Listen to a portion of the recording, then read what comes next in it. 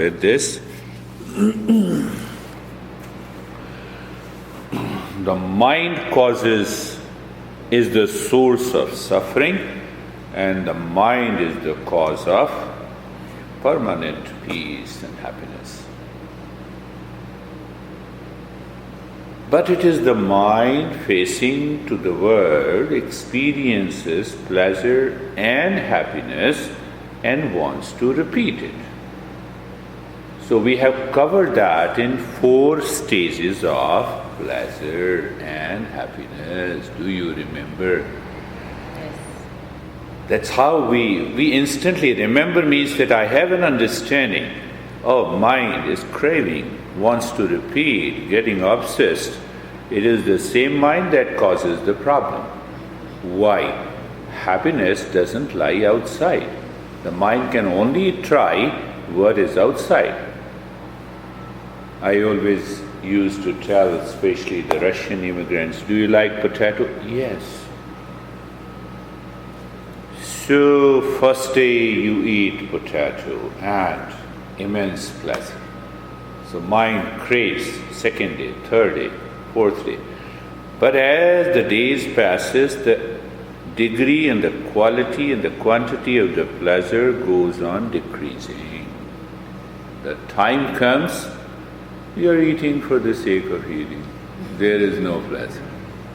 And that happens, Claudia, to any pleasure outside. Dating, soulmate, and ultimately soulmate. See the sexual pleasure.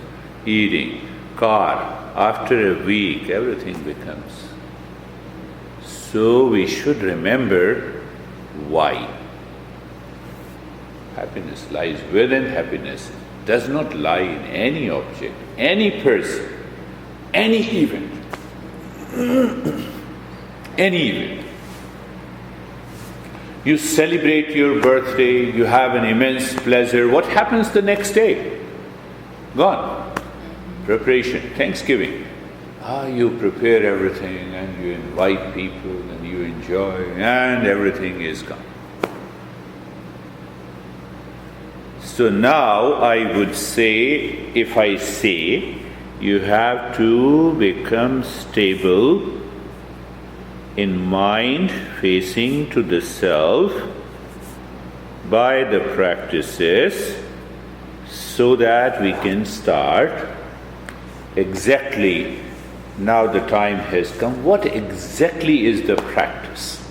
Now I'm keeping one paragraph. Just read this paragraph and then we will start our journey of. We have to become a seeker. If you are not a seeker, the mind will go back. Remember. So that is the point I made.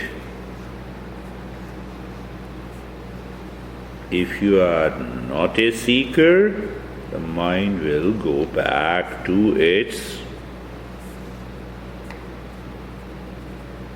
suffering. Very subtle. I made it very simple because you have one doctor in your family, so I used that example.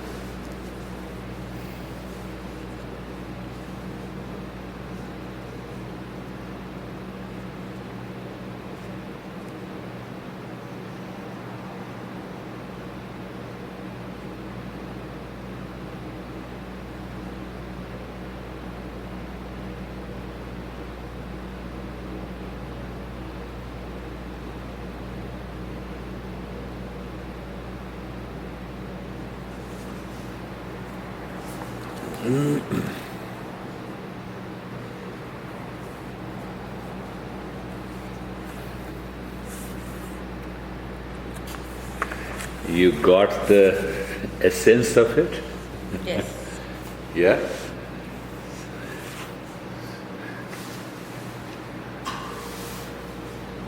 You identify yourself as a landscape expert. And the moment you identify, the entire knowledge and the wisdom is awaiting in your mind to be expressed. So if I am a seeker in any situation, in any condition, that peace and happiness is awaiting its expression. That is the solution of awakening to the same experience again. You mean awaiting expression as in to tell others about it, or? No, just you are talking to me, so there is an understanding that in this world, let that real self express itself in peace and happiness, love and wisdom behind, while doing every activity. Well, I'm talking to you, I'm expressing that self. You see your husband, so first pointer, you are expressing peace and happiness. Whatever the thought you have, whatever the work is there. Otherwise, what we say with the dry knowledge, if the honey is frustrated, no honey, I love you, and there is no love inside. You know it, everyone knows it. Now that's how I go very deep inside the people. I understand. That is the journey. So see that, pick up the first question and you have to contemplate and reflect on it. I'll go with clear understanding. So first question is, what is sadhana? Sadhana simply means practices in Eastern wisdom. It has threefold practices, and that is what we did in the last couple of sessions. First is, I wanted to know your immediate challenges. I took your history and then said, okay, let us work on some of the practices and see the difference. You experience the change. So the first goal is managing your suffering. Managing, I'm adding the word. So in the first stage, we go in the same way as the mind thinks. Why the word management in disease management has been coined? Because the scientists have realized that there is no cure. They seldom use the word cure. Ask your dad about it. Do you really cure? So managing your pain. So what happens when you manage your pain, mind starts changing. Oh, mind says, yes, it is possible. But there is a very silent understanding. What is that silent understanding? Once you keep your mind there, with that silent understanding, we both come at the same level. What is that silent understanding? We don't need anything from outside. We don't need pills. We don't need very high-end cushions to do the practice. So we practice ourselves and we experience the change. We eat some food outside and we experience pleasure. But the same pleasure and the state of calmness can be attained without anything outside. So that silent understanding that happiness is some sort of independent of anything outside. I can be happy. I covered the topic, why we are upset on the same event on one day and not upset on the same event the other day. You see that? I covered in a very logical manner. So first is that. So then the mind says, okay, let me be with this beard guy for another couple of sessions. So you decided. I didn't tell you. So when I see those changes are coming, I know. I get all my students by reference. It's not that, I'll do marketing, I don't do anything. The second level is that now to maintain that status quo. Oh, I experienced the change. So the mind is inspired, the intellect inspires you. Oh, let me continue the journey. Let me listen to the talk. Let me reflect on it. And you reflected deeply, definitely. Not many people normally reflect. So you reflected and you wanted to maintain the status quo. Today's journey is the third one. We started with managing pain and suffering. We said, can we maintain the status quo? The third is totally opposite. No, I have to awaken to inner peace and happiness. There are three goals of any practice in the Eastern wisdom. What is the second? What is the goal of sadhana or practices of Eastern wisdom? It is not to desire to repeat the same experience. It is to know my true nature. What is true nature? It is pure consciousness. It has 5 attributes. It has pure consciousness, it is truth, it is permanent state of happiness that I have discovered within. And the fourth, the permanent state of love. The love almost flows. That is why the Buddhism says that when the love is expressed, it becomes compassion. And the last, not the least, it is the wisdom, the knowledge. Are you aware you are Claudia? Yes. Are you aware that you are your true nature? That is the journey. So when I'm already aware, constantly aware of my true nature, then that self naturally expresses the peace and happiness. Now honey is angry, but you have the peace and happiness inside. There is no reaction. The reaction comes from the mind. Mind gathers the impression from the past. It projects into the future. That is the impurity we want to remove. Are you clear? Yes. We are going very deeply now. Real practice begins. What we want or aspire in life. Can the mind return again and again that we are the seekers of peace and happiness? We are the seekers of peace, happiness, love and wisdom. We are meeting. Do I have that wisdom? Am I aware that we are the seekers of peace and happiness? So what will happen? Now your intellect is at work. Even if I say something wrong, for example, I normally never say, but then what happens? But I am the seeker of peace and happiness. Let the words of this beer guy should not dictate my mind. I am simply aware. See that? Same way applied in relationship with your dad, with your honey, with your kids, with your brother, with your sister, with your friends. Okay. Claudia, you are crazy. Thank you very much. I think I'm more crazy than you think. You see, the word crazy is not attacked any part of your body, but because of the past impression. So the goal is totally different. So we live, work and move in the world. I told you in the very first session, the goal is first to awaken to the self, and then we discover how to live, work and think and speak in the world day to day, expressing the self. That is the ultimate goal. I'm just keeping why I'm keeping so. Then you say what is the result of the practice we have done? Why we need to qualify to become a seeker for the practice? Remember, I told you, you have read that brief. A doctor may be physically weak, but he has the degree, he has the necessary qualification.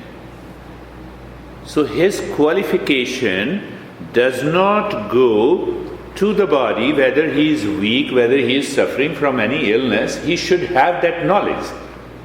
But at the same time, a police cop must have a very strong body.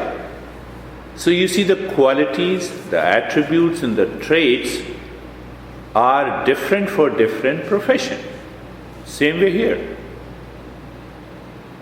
The seeker must have a capacity, abilities, some traits, so that he identifies himself to be a seeker.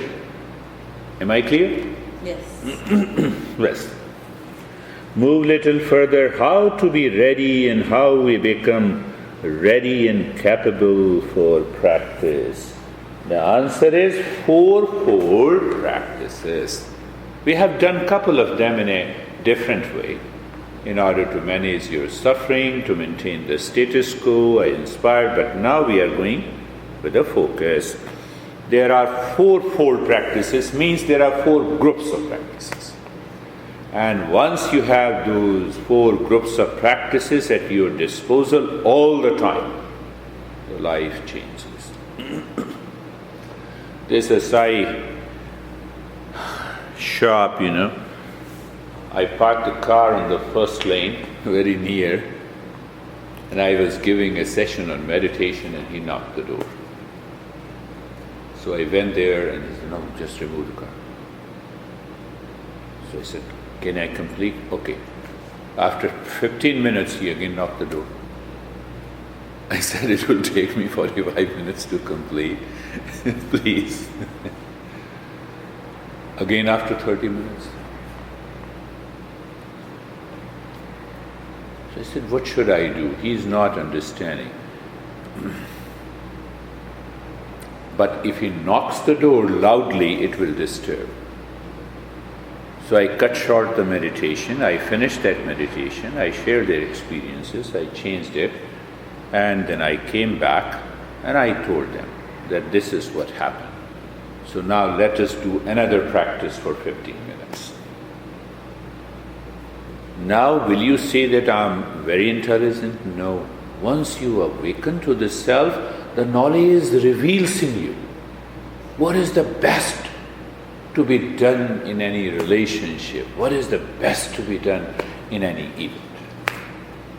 Once you reach to that state, that is a glimpse of becoming a seeker. One idea.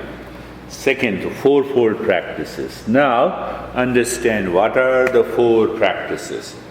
First is known as viveka. That is known as, viveka means discernment, or I will deal with it a little deeper.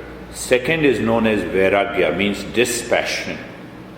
Whatever is happening in the world, cars are moving, noise is there, what I have to do with it, AC, what I have to do with it. Now the honey is angry, what I have to do with it? Now see that. So the moment mind is totally free, mind has that sense of freedom. The honey becomes, angry, and then don't laugh, but obviously make a big face and try to understand him, that's all. If you have not decided to separate. I told you about the couple, 99% and 1%. Yes, that they... Do you remember? Yeah, that they love each other 99% of the time. And just 2 days ago they came to my house and they said, you told us now it is 100%. But we need more sessions to understand these fourfold practices. That scratch on the heart has gone. We take it very lightly and we understand, we love. So sometimes what is happening, because they both attended my sessions together, so they said, I can sense that now the past is dominating in my honey, so I become more alert. I move with the peace. I don't rationalize. I don't argue. And the thing has stopped. They both told me the same thing. I said, I'm very happy. That is the way it should go. That's what I was going to ask, because I'm such a logical person that I try to understand people's behavior or maybe why they would be upset. That now I don't. Now the mind should face to the self. Don't try to understand others because they don't understand, that's why they are angry. That's why they are agitated. Look at it. See the simple thing. I have to see that what should be and what is my natural response to the people, to the event, to the things around me. Once that happens, the awakening takes place. So, 2 practices. First is viveka, I will deal with it. Second is vairagya. And then there are hidden practices. There are 3 practices hidden. So, first to give you a brief, and we will continue this journey for a couple of sessions. Viveka simply means, take this example. You are Claudia, I am Girish. Do you see the knowledge, awareness is in between that has separated 2 people here. Now see how the mind, this is the studio, this is me. I am, and this is the studio. I am, this is the mat. I am, this is the bag. I am, this is the car. So we have to practice in the mind. This is very subtle and this is quite interesting. So let me make it more simple. You have a sesame seed with sand. You can separate it. You know, sesame seed, black, and sand is white, so you know the process, right? Go a little deeper, separate from milk from the water. It is little complex process. But what it has to do with me? Can you think of it? I have to separate my false self from the real self. You mean the false self? What I am not with what I am. I am an angry wife. Ask yourself. No. Separate it. I am a stressed person. Not anymore. I was born as a stressed person. Let me rephrase it. Were you born as a stressed and a suffering baby? No. From where it has come? From the mind, from the accumulated impressions. So the real journey of viveka or discernment in the mind starts, culminates.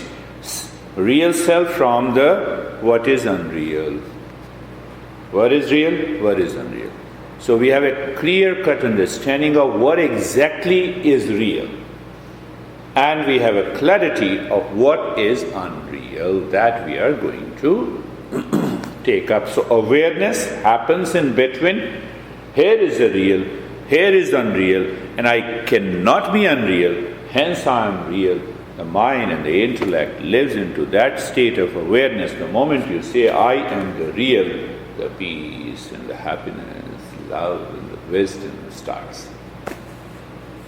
Okay. One example. So every time, now how to apply that? Ask yourself. There are 100 of tools. Recognize, become aware and accept. The moment your mind says, I am in anxiety, I have stress, I have problem, that is the nature of unreal. Instead of rationalizing. So when you rationalize, the time comes, the same reasoning becomes totally irrational. That is your anxiety. That is your anxiety. Do you understand that? Yes. Huh? Anxiety is unfounded worries. Your dad says, your medical science is unfounded. Unfounded means it has no foundation. You cannot explain through the reason. Even the intellect says, I understand there is no reason to be anxious, but still I am.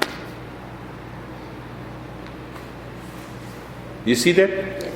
So reasoning is not a tool that can be applied 100% to solve a problem. It is only the irrational thought that comes from lot of reasoning. One example, 99% and 1% causes the trouble. You see that? So yes, you are a rational person, remain rational. Reasoning is a very powerful tool, and that's how I'm helping you, through the same reasoning. But the Eastern wisdom says, this reason, this intellect divides and perceives. It divides, then it recognizes. Divided, here is a woman, first division. The name of the woman is Claudia. Third division. She is a student on the path of Eastern wisdom. Fourth division. She has challenges. Go on. It continues to divide. It continues to divide. Look at your honey. I met for the first time. How good he was. First division. Then dating. He promised me so many things. Go on division. So now what is happening? The intellect is accumulating those impressions. It creates an image that is my false self. So I communicate with people through that mindset. I communicate. My mind is impure. Real, unreal. Real, unreal. Constant awareness, recognition. And what will happen? You'll be amazed. The moment I contemplate, I need not to practice that 4-step relaxation which normally takes 15 minutes. It happens everything in a minute. So that amount of the time that you are spending now is going to reduce day by day, provided you are on the verge of becoming seeker. I'm putting everything rationally. Second thing what happens, it is a magic. The second principle is known as vairagya in Sanskrit. Vairagya means dispassion. So dispassion is opposite of passion. Mind which has the nature of craving, obsession, reaction, anxiety and anger drops. Simply drops and dissolves and destroys. How? When the first principle, you start practicing the first principle, the applied viveka is dispassion. The moment you apply, we apply. What I have to do with, even if the car is so beautiful, I own my car. What I have to do with the studio? No attachment. A sense of attachment is not there. A sense of detachment is not there. Why the detachment comes? I hate when you talk like this. So, honey, you go away. Don't talk like this. Second, attachment. I love you. I'm passionate about you. So awareness is in between. Little challenging, but I'll make it understand. So applied viveka, applied first practice becomes the second naturally. Now the third is known as the 6 treasures. You may have outer wealth in terms of home, car, cash, saving, CD.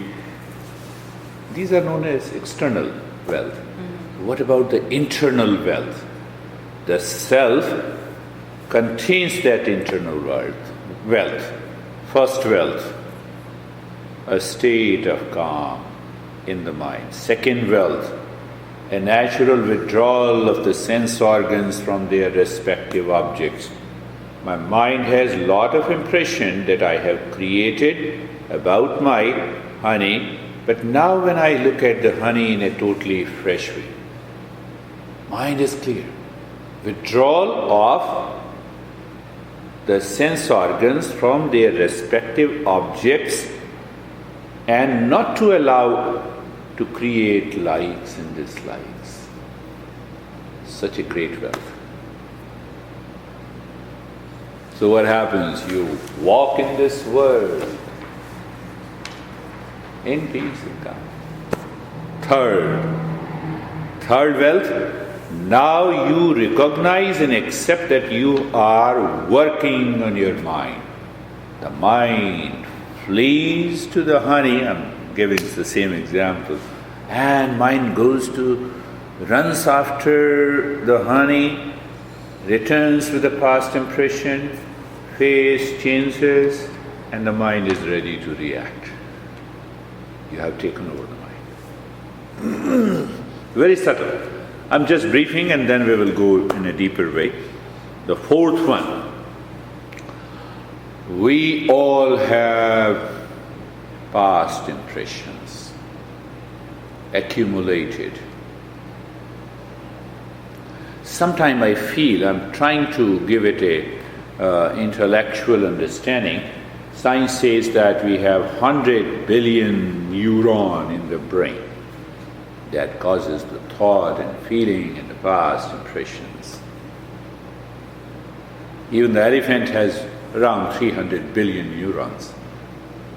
But both the neurons are basically the same. There is something more. Even the rat, or you can say 0.07 billion neurons.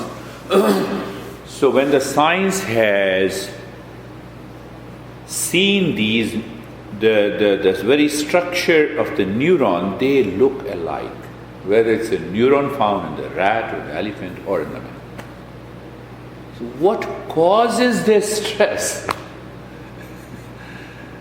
You see, and I'm putting in a very... So here comes, so we are tackling first stage in the fourth treasure. Fourth treasure is known as titikcha. Titikcha means forbearance. Forbearance means that I tolerate. Now I have the capacity to tolerate and withstand the pressure of those impressions without any reaction. One example, it happens in my family life also. She says, I withdraw, total silence, no comments. I see she wants my help to stretch an argument. I say, no comments, honey. I'm okay. You are the best. I'm giving. Now she has understood. Or it is not the trick, but she has understood. She says, no, I know your trick. I said, when you know it, you should not have brought this subject. I'm not interested in any subject when you want to criticize or react or you felt something bad. Yes, I want to bring the same subject if you want to solve it. So you want to solve it. No comments. That is tolerance. You withstand. You know you are into that given situation, but you know how to get out of it. It is a wonderful. And the fifth is, once you follow the four, mind facing to the self brings the calmness. The sense organs are not running after the objects, deepens the state of calmness. That helps you to recognize the third one, the mind is working on you. Or you are working on the mind. The fourth is the tolerance. Why? Because we have lot of impressions, past impressions. There are trillions of impressions. We have 100 billion neurons, but we have trillions of impressions working through these 100 billion neurons, of which we are not at all aware. That is why we have done release practice, we have moved the mind deeper within through the Shanti meditation, and we have purified the mind. So that process should continue. So when you do all those, when you have a glimpse of all these four treasures, the fifth, what comes? That is another climax. The mind and the intellect is fully aware that there is a self which is independent of anything happening outside with people, event, reaction inside. You know what will happen someday? That because of the past impression you are reacting, but the calmness would be there. Lot of changes comes. A tremendous changes comes. And then you realize, I never meant to react. I was at peace. So you shout, your heart rate doesn't go up. So first time you realize, because the fifth is known as the faith, a tremendous faith that there is a self, it comes naturally. First time you realize, oh, it means the mind acted a play by shouting to get the things done without any physiological changes. The way the Hollywood actor does it. They shout, they kill the people. No problem with their heart. No problem, no changes in their nervous system. They are playing their role. So first time you realize that rule is done. And the sixth one makes you a seeker. That now you are a seeker with the first two practices and the five treasures. And what is the fourth one? The seeker's goal of life, that he has a burning desire. Burning desire. What? Burning desire for the self-discovery. So you discover self in relationship with your honey, in relationship with your addict, in relationship with your brother, sister, in different events. In different events. So at a very higher level, just last week I threw a party. What is the reason? No reason. But I have to make it a reason so that the people know that. So we have a festival, Diwali festival. I invited 30 guests. What to bring? I said nothing to bring. We enjoy offering our peace and happiness. So I normally, in India, I used to do it every quarterly. So here, first time in Arizona, I started after 2 years. It doesn't mean that I should get carried away by those, no, I have been doing it for every quarterly, why should I?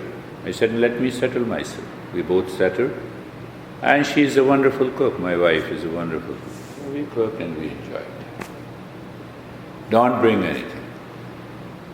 So 30 people were there, so I said, I want you all to meditate together for peace, prosperity and success for each individual, including yours.